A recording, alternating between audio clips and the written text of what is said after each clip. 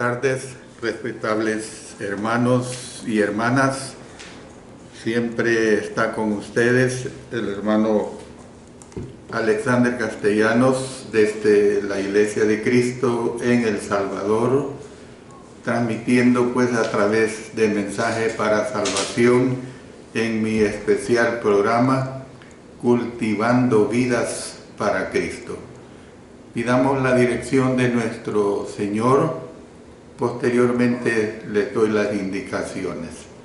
Padre Celestial, una vez más muy agradecidos porque nos permites difundir tu palabra. Gracias por ello, Señor. Gracias porque tú eres grande, me das la salud física y sobre todo espiritual para poder presentar tu palabra. En el nombre de nuestro Señor Jesucristo. Amén. Amén. Bueno, estamos estudiando a través de Mensaje para Salvación en mi especial programa Cultivando Vidas para Cristo. Estudiamos el libro de Colosenses. Hoy vamos a ver la lección 53 en el subtema Cristo, la fuente de toda sabiduría y conocimiento. Vamos a ver la parte 2 de este estudio. Ya hemos visto el punto mayor, el deseo de Pablo, o estamos viendo, mejor dicho, el deseo de Pablo, que ellos tengan un entendimiento pleno del ministerio de Dios. Y luego hemos estudiado, porque quiero que sepáis cuán gran lucha luego sostengo por vosotros y por los que están en la Odisea. Y luego dice, y por todos los que nunca han visto mi rostro. Y por último estamos viendo para que sean consolados sus corazones. Todos estos aspectos los hemos ido desglosando. Y ahora voy a presentar lo que sigue del versículo 2, unidos en amor, unidos en amor. Entonces, vamos pues a ver esta parte de Colosenses, capítulo 2, versículo 2. El radical, antes quiero decir que si ustedes tienen peticiones, por favor, háganla llegar, pero con suficiente tiempo anticipado para que nosotros podamos leerlas y yo tomarlas en cuenta. Es decir, mi esposa pueda leerlas y se puedan tomar en cuenta para el momento de orar. Unidos en amor. El radical de la palabra que se traduce por unidos, que es la palabra griega sumbivaso, con M, S-U-M, bivaso, 2B labial y Z al final. Incluye el concepto de reunir en un lugar, en referencia a pensamientos para dar sustento a una proposición. Por supuesto que todo lo que yo les presento lo apoyo con las Sagradas Escrituras. Dice Hechos 9:22, pero Saulo mucho más se esforzaba y confundía a los judíos que moraban en Damasco, demostrando que Jesús era el Cristo. Para dar una conclusión, recuerda, estamos viendo unidos en amor. Hechos 16:10 dice, cuando vio la visión, enseguida procuramos partir para Macedonia, dando por cierto que Dios nos llamaba para que les anunciásemos el Evangelio. Unidos en amor para enseñar una lección. Dice en 1 Corintios 2:16, porque ¿quién conoció la mente del Señor? ¿Quién le instruirá? mas nosotros tenemos la mente de Cristo. Unidos en amor o para unir personas. En Efesios 4:16 dice, de quien todo el cuerpo bien concertado y unido entre sí por todas las coyunturas que se ayudan mutuamente, según la actividad propia de cada miembro, recibe su crecimiento para ir edificándose en amor. Y luego en Colosenses 2, versículos 2 y 19, para que sean consolados sus corazones unidos en amor hasta alcanzar todas las riquezas de pleno entendimiento, a fin de conocer el misterio de Dios el Padre y de Cristo. Verso 19, y no haciéndose de la cabeza, en virtud de quien todo el cuerpo nutriéndose y uniéndose por las coyunturas y ligamentos, crece con el crecimiento que da Dios. Esta es la cuarta de 5 veces que el apóstol Pablo menciona ágape en Colosenses. Ya lo hemos estudiado cuando estuvimos en el capítulo 1. Yo se los recuerdo los versos 4, 8 y 13.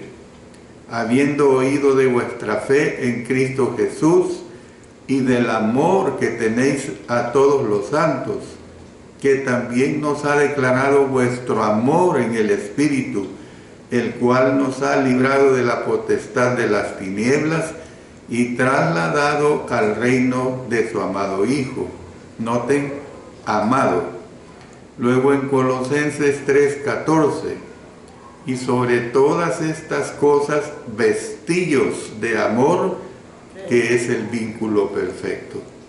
Entonces, un ejemplo que podemos presentar es el amor de Jonatán por David. Es un ejemplo de amor que une a personas. Dice en 1 Samuel 18:1, aconteció que cuando él hubo acabado de hablar con Saúl, el alma de Jonatán quedó ligada con la de David, y lo amó Jonatán como a sí mismo. Los cristianos han de tener la misma cercanía y preocupación unos por otros que Jonatán y David tuvieron. La unidad pues depende del amor duradero y de la confianza probada. Jesús enseñó que habría un rebaño y un pastor, dice en Juan 10:16. También tengo otras ovejas que no son de este redil. Aquellas también debo traer y oirán mi voz, y habrá un rebaño y un pastor. Él oró por la unidad de todos los creyentes. Dice en el Evangelio de Juan 17, 20 y 21. Mas no ruego solamente por estos, sino también por los que han de creer en mí por la palabra de ellos, para que todos sean uno como tú, oh Padre, en mí y yo en ti, que también ellos sean uno en nosotros, para que el mundo crea que tú me enviaste. El apóstol Pablo advirtió a los cristianos en el sentido de no dividirse. Dice en 1 Corintios 1:10, os ruego pues, hermanos, por el nombre de nuestro Señor Jesucristo, que habléis todos una misma cosa y que no haya entre vosotros divisiones, sino que estéis perfectamente unidos en una misma mente y en un mismo parecer. Entonces, es decir que lo que el apóstol Pablo quiere es mantener la unidad por medio de ser humildes, por medio de ser mansos, por medio de ser pacientes, por medio de ser amorosos y por medio de ser tolerantes unos con otros. Dice en Efesios 4, 1 al 3, yo pues, preso en el Señor, os ruego que andéis como es digno de la vocación con que fuisteis llamados, con toda humildad y mansedumbre, soportándoos con paciencia los unos a los otros en amor, solícitos en guardar la unidad del Espíritu en el vínculo de la paz. Entonces, ¿qué es lo que vemos? Que Dios ha hecho posible la unidad con base en el hecho de que hay un cuerpo y un espíritu, como fuimos también llamados en una misma esperanza de nuestra vocación, un Señor, una fe, un bautismo, un Dios. Y luego en los versos 4 al 6 dice de Efesios 4, un cuerpo y un espíritu como fuisteis también llamados en una misma esperanza de vuestra vocación, un Señor, una fe, un bautismo, un Dios y Padre de todos, el cual es sobre todos y por todos y en todos. ¿Qué es lo que vemos acá, hermanos y hermanas? Que la unidad se produce al seguir a Cristo. Usted no puede tener unidad si no sigue a Cristo. Es decir, cuando usted sigue a Cristo y no las tradiciones de los hombres, ni las enseñanzas rudimentarias del mundo. Mire lo que dice Colosenses 2.8, porque nosotros estamos estudiando en esta porción del verso 1 hasta el 7. Cuando lleguemos al verso 8, lo vamos a desglosar. Dice, mirad que nadie os engañe por medio de filosofías y huecas sutilezas, según las tradiciones de los hombres, conforme a los rudimentos del mundo y no según Cristo. Entonces, Cristo une a las personas, esa es una realidad. Cristo une a las personas a medida que éstas maduran para alcanzar la estatura de Él. Dice en Efesios 4:13, hasta que todos lleguemos a la unidad de la fe y del conocimiento del Hijo de Dios, a un varón perfecto, a la medida de la estatura de la plenitud de Cristo. Entonces, ¿qué es lo que nosotros podemos ver de todos estos versículos que venimos leyendo? Todo cristiano debe ponerse como meta la unidad de todos los creyentes fieles. Nosotros no debemos procurar la unidad con los del mundo, ni con los que están implicados en los hábitos, en las actitudes y en los valores morales que no son de Cristo. Dice en Romanos 16, 17, miren qué claro es esto. Esto es pura doctrina, hermanos, y pongámosle cuidado. Mas os ruego, hermanos, que os fijéis en los que causan divisiones y tropiezos en contra de la doctrina que vosotros habéis aprendido, y miren, y que os apartéis de ellos. Es bien claro, yo no puedo estar unido a un hermano o una hermana que tuerce la palabra de nuestro Dios. Dice en 2 Corintios 6, 14 al 17, no os unáis en yugo desigual con los incrédulos, porque ¿qué compañerismo tiene la justicia con la injusticia? ¿Y qué comunión la luz con las tinieblas? ¿Y qué concordia Cristo con Belial? ¿O qué parte el creyente con el incrédulo? ¿Y qué acuerdo hay entre el templo de Dios y los ídolos? Usted, mire, analice desde las páginas del Antiguo Testamento cómo el Señor condenó la adoración a ídolos, esa idolatría, cómo le condenó a su pueblo. Dice, porque vosotros sois el templo del Dios viviente, como Dios dijo, habitaré y andaré entre ellos y seré su Dios, y ellos serán mi pueblo, por lo cual salid de en medio de ellos y apartaos. Mire qué claro, salid de en medio de ellos y apartaos, dice el Señor, y no toquéis lo inmundo, y yo os recibiré. Luego vamos a seguir analizando este versículo 2. Dice, hasta alcanzar todas las riquezas de pleno entendimiento. Sería la parte C de este versículo 2. Las verdaderas riquezas, según el apóstol Pablo, no se encuentran en el dinero ni en cosas de valor material. Las riquezas, que es la palabra ploutos en el idioma griego, que también se mencionan en Colosenses 1:27. Usted recuerde cuando lo estudiamos, a quienes Dios quiso dar a conocer las riquezas de la gloria de este misterio entre los gentiles, que es en Cristo en vosotros la esperanza de gloria. Entonces, esas riquezas se encuentran en el entendimiento, que es la palabra griega para entendimiento, es sunesis, con S las dos, sunesis.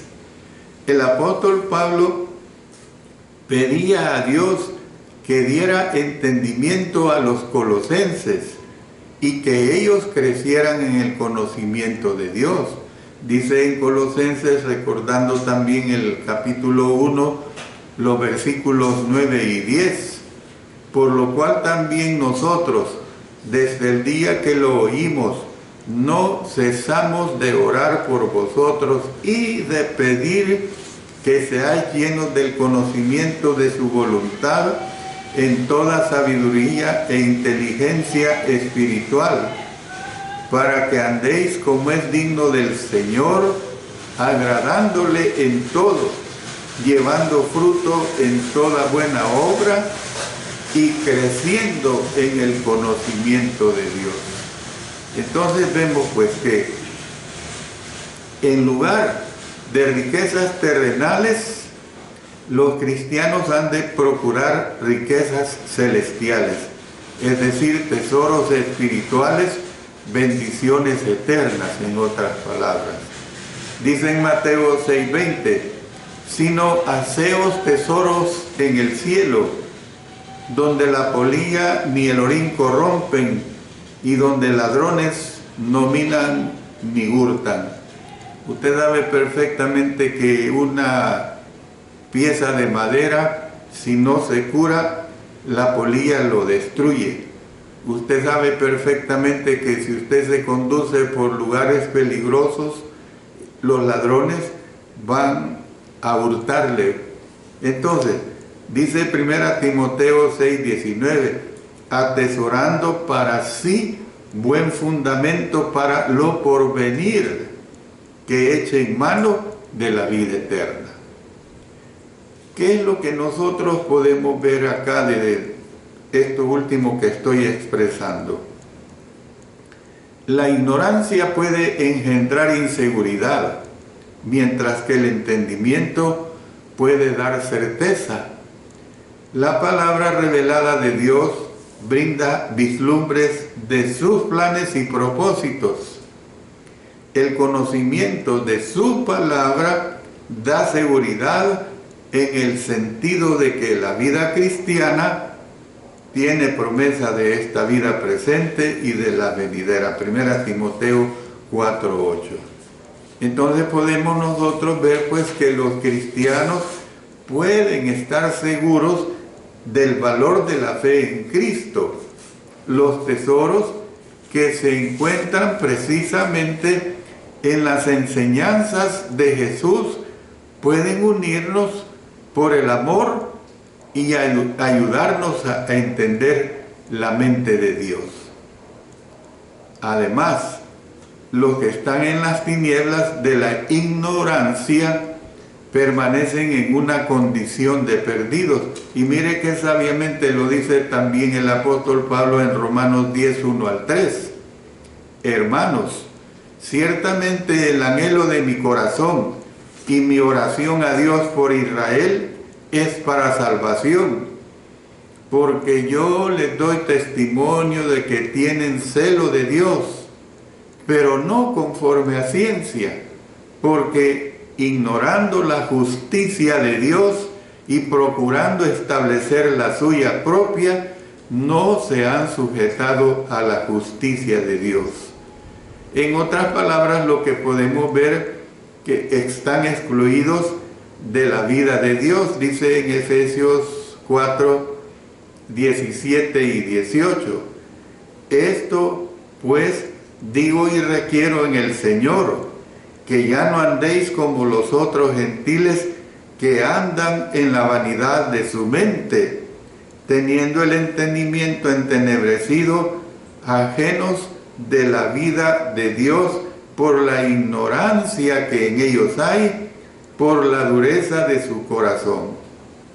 Entonces, vemos que el entendimiento es un elemento esencial de la relación de una persona con Dios. Esa es la realidad que podemos decir. El entendimiento es un elemento esencial en la relación de una persona con Dios. Pero entremos a la parte de este versículo 2, donde dice: a fin de conocer el misterio de Dios el Padre y de Cristo. Los cristianos necesitan, mejor dicho, cierto nivel de entendimiento.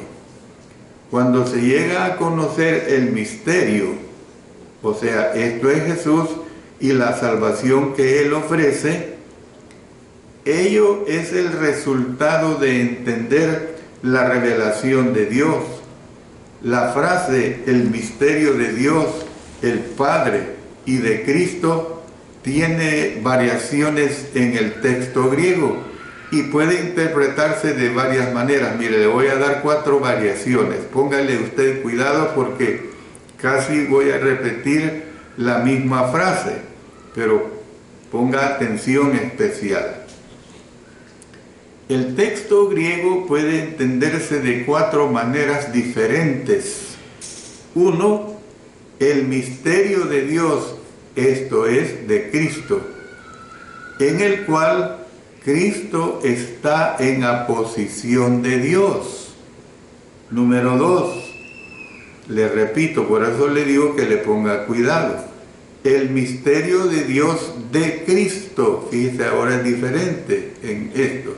Sin embargo, la ausencia del artículo definido antes de Cristo hace que esto sea muy poco probable.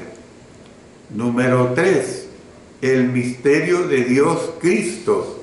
Fíjese bien, el misterio de Dios Cristo, o el divino Cristo, en otras palabras, para el cual no hay paralelo en el Nuevo Testamento. Y por último, número 4, el misterio de Dios que es Cristo, en el cual Cristo está en aposición de toda la frase misterio de Dios.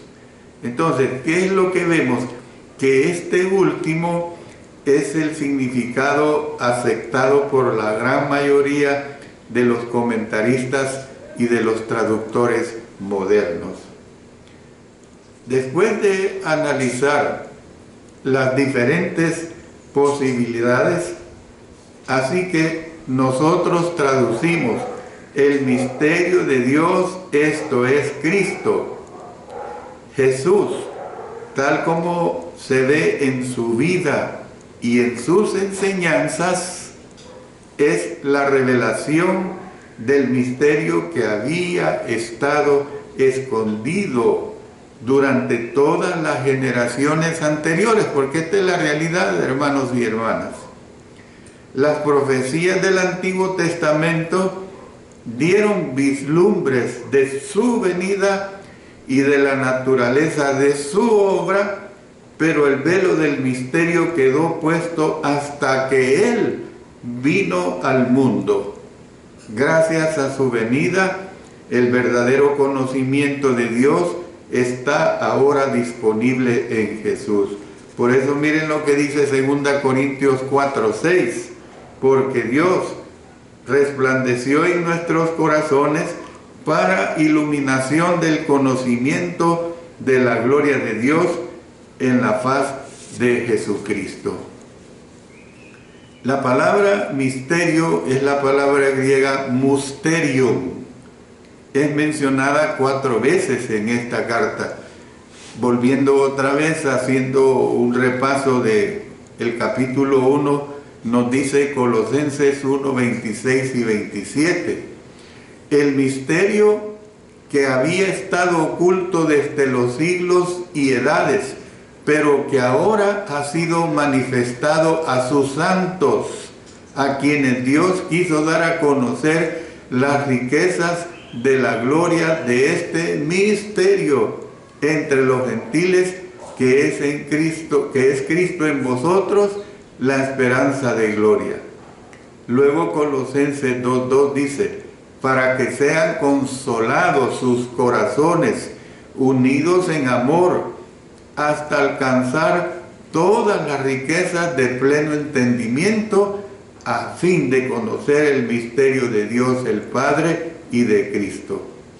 Luego en Colosenses 4:3 dice, orando también al mismo tiempo por nosotros, para que el Señor nos abra puerta para la palabra, a fin de dar a conocer el misterio de Cristo, por el cual también estoy preso. Entonces, todo esto tiene un significado diferente en nuestro idioma, en el cual por lo general significa misterioso y desconcertante, que incluso escapa a toda explicación o comprensión. Por eso es que vemos que el apóstol Pablo la usó para referirse a un secreto divino que podía ser entendido únicamente por revelación divina, no por razonamiento ni por esfuerzo humano. Voy a parar acá para dirigirnos a nuestro Señor en oración. Padre Celestial, Padre de bondad y amor, por medio de nuestro Señor y Salvador Jesucristo, entramos a tu lugar santísimo, privilegio que tenemos tus hijos para rogarte en oración por todas nuestras flaquezas y enfermedades que en nuestra humanidad caída pasamos. Te rogamos por nuestro hermano José Luis Rangel, que se está recuperando de operación de uno de sus ojos. Por el jovencito Ángel Vega, que tuvo un accidente y está sufriendo. Por la hermana Francisca Ayala, que está con diabetes. Por Raquel, Cindy, Graciela y Fernando, oración por fortaleza por la reciente muerte de su madre, Claudia Obando. Por la hermana Sandra Madrid y su esposo, William Sandoval, por su salud. Ellos son hermanos muy servidores fieles de Nueva Libia en Nicaragua. Por la hermana Gladys Monge, su esposo, sus hijos y por su madre Lucile. Por Wilma y Maritza, que serán operadas. Por el hermano Miguel Oswaldo Aguilar, en recuperación de una operación y que padece de un cáncer. Por el hermano Cecilio Sandoval y su esposa. Por la niña Esbeide, que padece de cáncer. También por la niña Lexi con cáncer de Mission, Texas. Por el hermano Héctor Cortés. Por el hermano Alfredo Cardosa Valenzuela. Por el hermano Manuel de Jesús Azucena Morales y su esposa. por el hermano Adán Zambrano, que fue operado el 1 de diciembre y que está en recuperación, por la hermana Liliana Ushka, en recuperación también, por Norma Lizarbe, que padece de aneurisma, por la hermana Marcela Chalco, por sus diversas enfermedades, por la hermana Marina Chávez de la Iglesia de Cristo en la Pacífica, San Miguel, por nuestro yerno Mario Rosas, que anda en la Ciudad de México, por consultas de nuestro amado nieto Alexander, por la pureza de la doctrina en la Iglesia de Cristo, que hablemos donde ella habla y callemos donde ella calla. Por las siguientes hermanas que padecen de fibromialgia: Vanessa Castellanos de Garay, Ligia Esther Castellanos, Esther Andrades de Argentina, por la hermana Claudia Lara, que está en tratamiento de cáncer, también por la paz en Ucrania y por nuestros hermanos que viven en esos lugares en conflicto de guerra, por la obra misionera de nuestros hermanos Melgar Azucena en Valledupar, Colombia, por todos los ministerios donde se predica el mensaje de Cristo, por nuestra hija Sarita, que la cuides junto con nuestra nieta Alejandra, ahora que su esposo está con nuestro nieto en la Ciudad de México. Oramos también por Víctor Flores, por su esposa Ana María, que será operada de la vesícula biliar el día de mañana. Y también oramos por nuestro hermano Mario Estrada Galván, que este día pidió oración porque está de viaje misionero para Cancún desde la ciudad de Monterrey, donde él vive. Es un largo viaje de 28 horas. Cuídalo, protégelo, Señor. Gracias, Señor, por todo.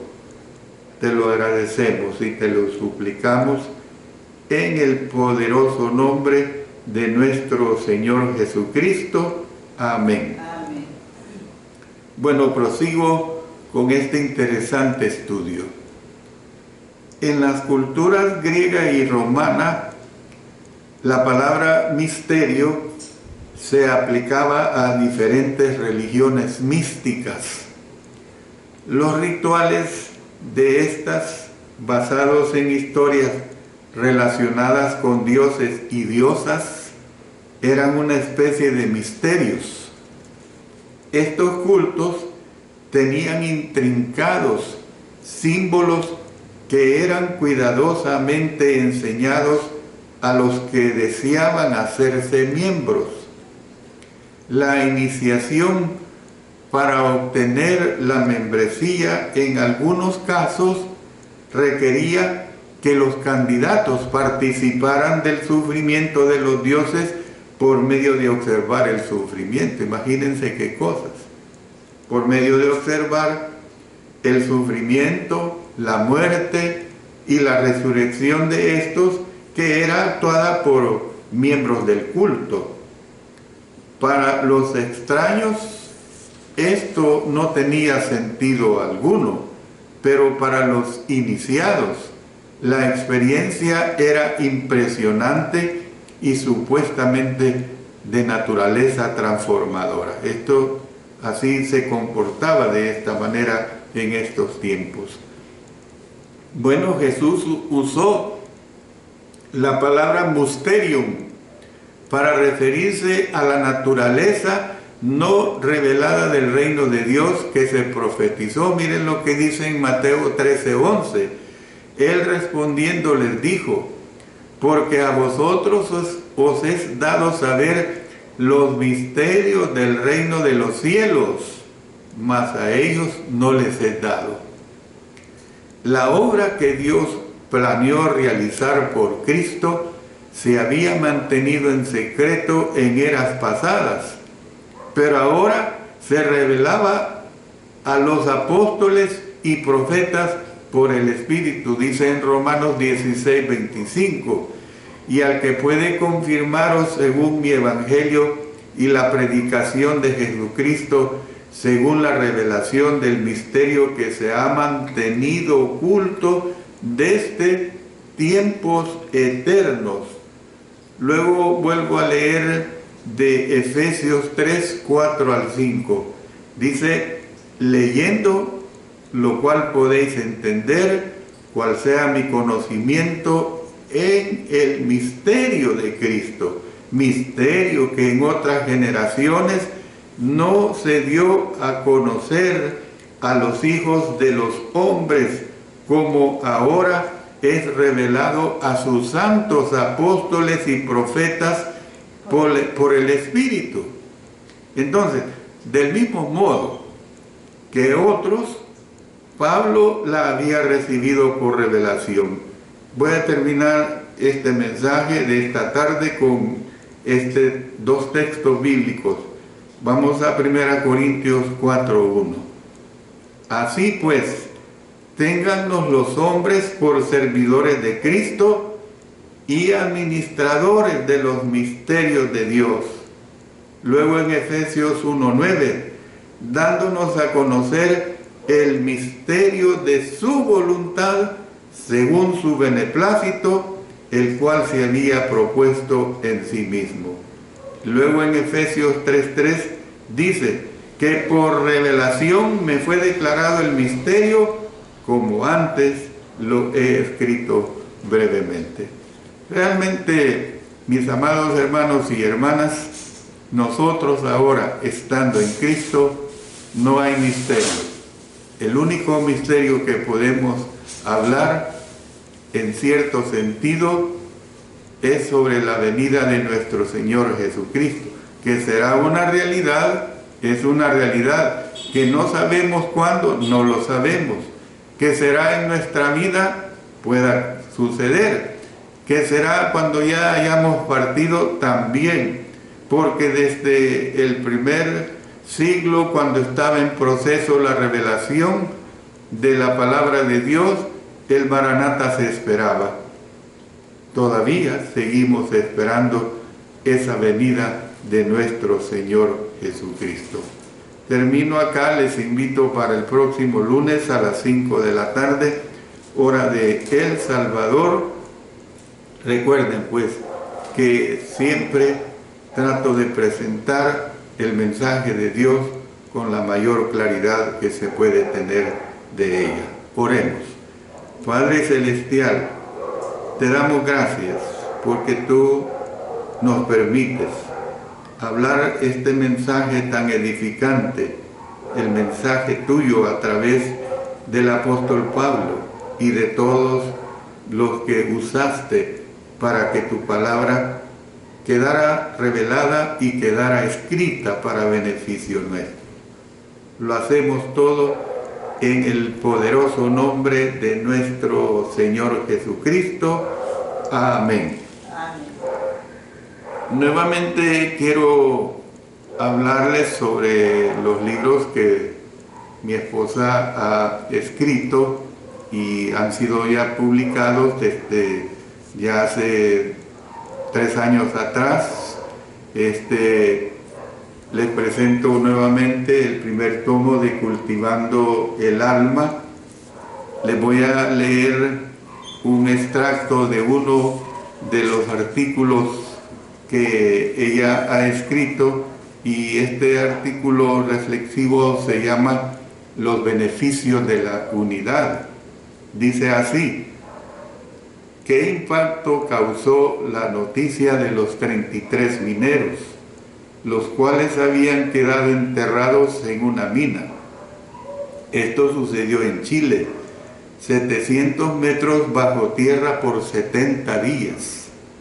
Fue el tiempo que estos hombres soportaron, gracias a que todo el mundo se puso a disposición para reportarse cómo podían ayudar.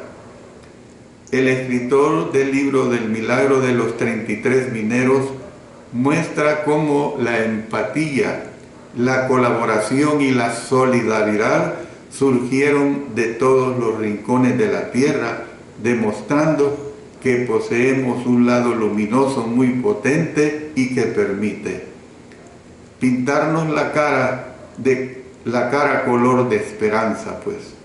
Hay beneficios en la unidad de estos 33 mineros.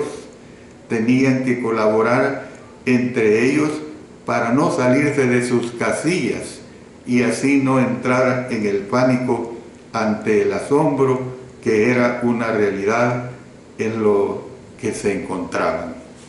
Este es un extracto de uno de los artículos que el libro tiene. Usted lo puede adquirir tanto este tomo 1, tomo 2, también Mi matrimonio y el tuyo, a través de Amazon.com. También quiero decirles que gracias a la ayuda de nuestro Señor está por publicarse el 4º libro, el cual llevará por título Llévame contigo.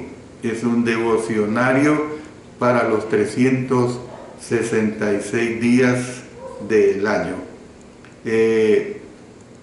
Una vez esté publicado, pensamos que a más tardar para el 20 de diciembre del presente mes, pues, va a estar disponible para que usted el 1 de enero vaya leyendo día tras día cada uno de estos devocionarios. Esperamos que ustedes se puedan gozar con lo que mi esposa escribe, dirigido siempre por la voluntad de nuestro Señor, por lo que también a mí me da para supervisar lo que ella escribe y que todo sea de acuerdo a la voluntad de nuestro Señor. Muchas gracias, hermanos, por dedicar su tiempo y que ustedes puedan encontrar mucho beneficio en los mensajes que el Señor me permite presentarles, y que todo sea siempre para la honra y para la gloria de nuestro Dios. Que el Señor les bendiga mucho. Amén.